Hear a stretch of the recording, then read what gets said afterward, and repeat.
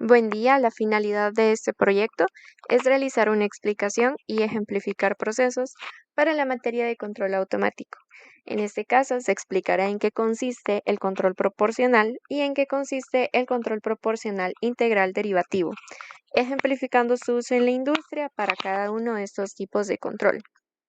Para comenzar, explicaremos el control proporcional, el cual es un sistema de control de retroalimentación lineal, en el cual se aplica una corrección a la variable controlada, la cual es proporcional a la diferencia entre el valor deseado o set point y el valor medido o variable en proceso. Este sistema de control es un poco más complejo que el sistema de control de encendido y apagado on-off, pero es más simple o más sencillo comparado a otros sistemas de control, como lo es el PID del que hablaremos más adelante. Una desventaja o inconveniente que presenta este tipo de control es que en realidad no puede eliminar el error residual, es decir, restar el set point con el valor medido en los procesos de compensación. Por ejemplo, un inconveniente puede ser visto en el control de temperatura, ya que en este caso es requerible un error para generar una salida proporcional. Es por ello que se ideó el controlador proporcional integral, que elimina el error bruto por parte del control proporcional, y al integral es el encargado de eliminar el error de compensación residual, ya que integra el error con el tiempo para producir una componente I para la salida del controlador. El control proporcional hace posibles diferentes acciones en procesos industriales. Por ello, podemos mencionar las aplicaciones típicas de una válvula proporcional. Las válvulas proporcionales tienen su aplicación en donde es necesario variar la presión o el flujo de salida durante un proceso y otro a la vez. Estas válvulas son fiables, rentables y ofrecen una respuesta rápida y un control constante. Las válvulas proporcionales ayudan a reducir los tiempos de ciclos, ya que se logra rápidamente estabilizar una presión o un flujo. Podemos ejemplificar su uso en el llenado de botellas, donde se utiliza la válvula proporcional, ya que se mantiene la presión constante en el tanque de llenado, pero es independiente del nivel de líquido. Se utiliza un sensor de presión en el tanque, el cual proporciona la retroalimentación a la válvula proporcional, y con ello se asegura un volumen constante de líquido que se transfiere a una botella en un momento dado. En el control del horno, es necesario que el suministro de gas esté regulado por la válvula proporcional. Para ello, se utiliza una señal de temperatura diferencial que sirve como retroalimentación, para detener el flujo de gas cuando se alcanza la temperatura deseada. En prueba de fuga también es utilizada la válvula proporcional. Puede aplicar una presión creciente en un perfil definido a una muestra determinada, como podemos observar si no utilizamos este tipo de válvulas que permiten realizar ciertas acciones. Estas acciones se volverían mucho más complejas o difíciles de realizar. Podemos aplicar el control proporcional para controlar el nivel de agua en una caldera de vapor, ya que en la industria es preciso que las calderas nunca se queden sin agua, ya que al someterse a cambios de presión se puede provocar roturas en sus partes. En la imagen podemos observar el sistema de control de nivel, donde la posición del flotador fija la posición del vástago de una válvula de control. Por tanto, si el líquido se incrementa, la válvula abre proporcionalmente.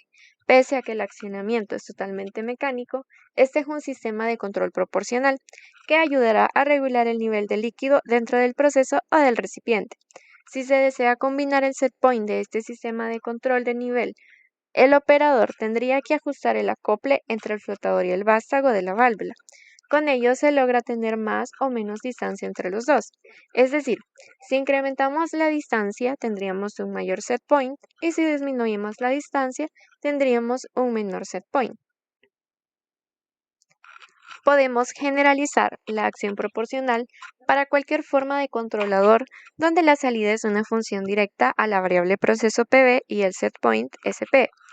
Podemos observar la ecuación y de la fórmula tenemos que M es la salida del controlador, E es el error, es decir, la diferencia o la resta de variable proceso menos el set point, Kp es la ganancia proporcional Y D es el término bias o sesgo, el cual es una señal constante o de polarización, que usamos cuando el control es únicamente proporcional, ya que si hay acción integral no hace falta porque se estaría ajustando automáticamente. Conforme a la ecuación anterior, podemos afirmar que el error puede ser calculado como setPoint menos variable proceso o variable proceso menos el setPoint, lo cual dependerá de si el controlador debe producir una acción de incremento en la señal de salida respondiendo a un incremento en la variable de proceso, como una acción directa, o disminuir la señal a la salida en respuesta a un incremento en la variable de proceso, como una acción inversa. Esta acción directa o inversa está determinada por la naturaleza del proceso del transmisor y del elemento final de control.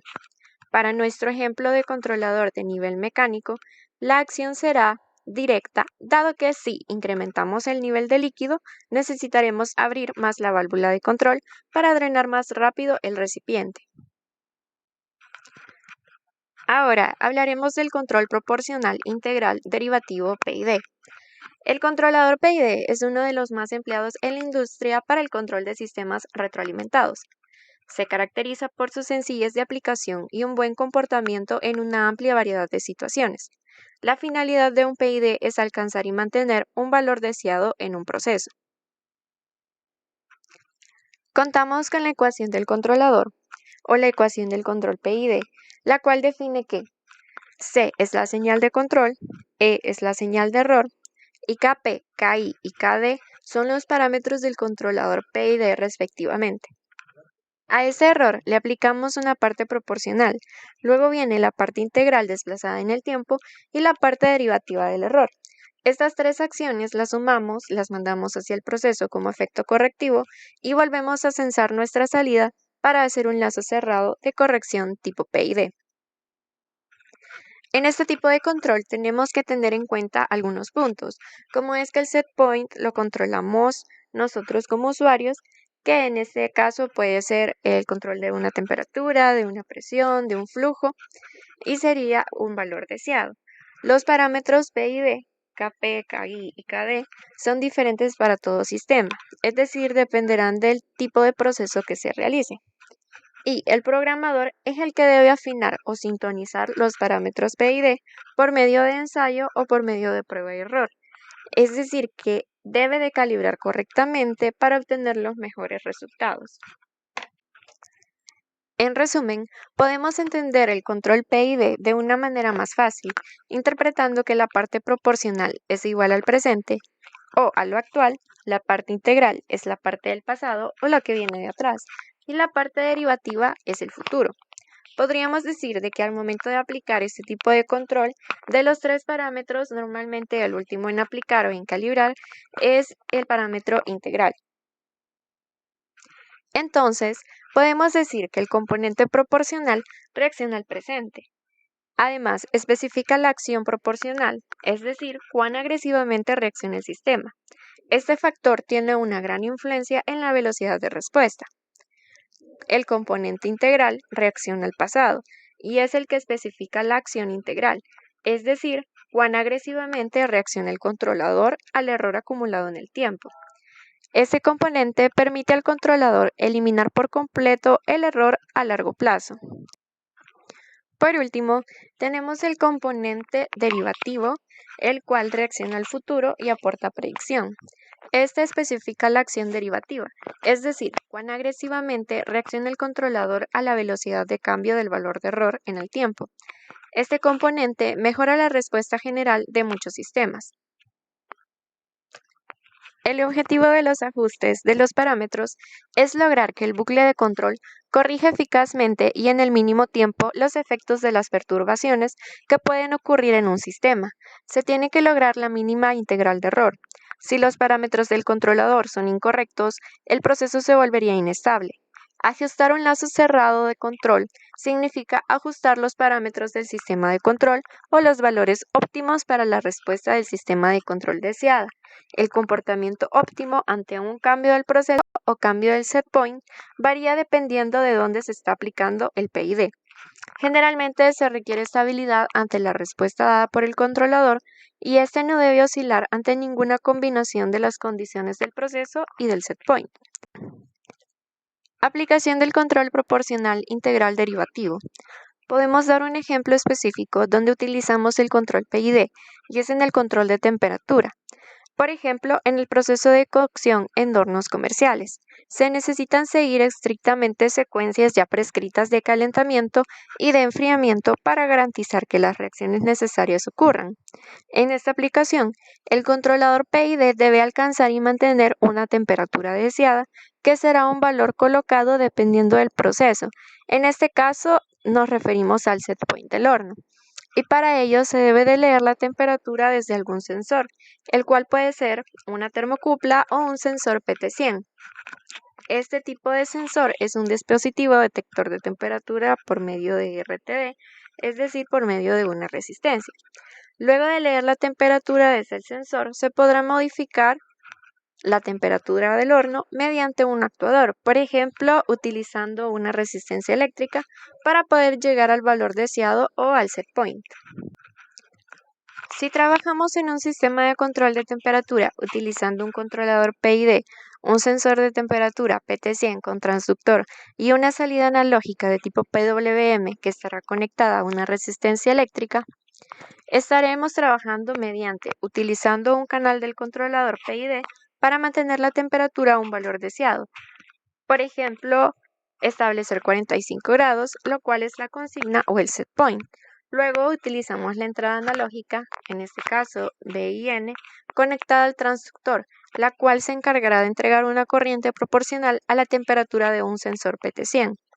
Finalmente, la salida PWM se conectará de manera que sea capaz de hacer circular una corriente en una resistencia eléctrica, la cual actuará como un calefactor.